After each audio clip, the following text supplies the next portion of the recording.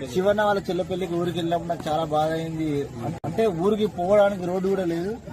అదే శివన్న మంచిగా సెట్ అయ్యి ఊరికి శివన్న ఊళ్ళోనే ఉండాలి. శివన్న ఊళ్ళోనే ఉంటూ రోడ్డు వేపి శివన్న ఎట్లయినా కష్టపడి ఊరికి రోడ్డు వేపించి రోడ్డు ఎట్లయినా వేపి అంటే ఒక శివన్న సహాయంతో కాకుండా దాని మీద ఇనిషియేటివ్ తీసుకోవాలి మెయిన్ గా. ఊరికి రోడ్డు వేపించి కొంచెం ఒక షాప్ లాంటివి ఏర్పాటు చేపించి ఊర్లో మౌలిక సదుపాయాలను శివన్న కల్పించాలని కోరుకుంది. ఆ ఊర్లో ఉన్నా కూడా ఎంఏ చేసిన వ్యక్తి కూడా ఈయనే కాబట్టి ఆ బాధ్యత ఈయన మీద ఖచ్చితంగా ఉన్నది. అన్న టీచర్ జాబ్ ఊరికి కనీస అవసరాలను కల్పించాలని కోరుకుంటూ ముగిస్తున్నాను.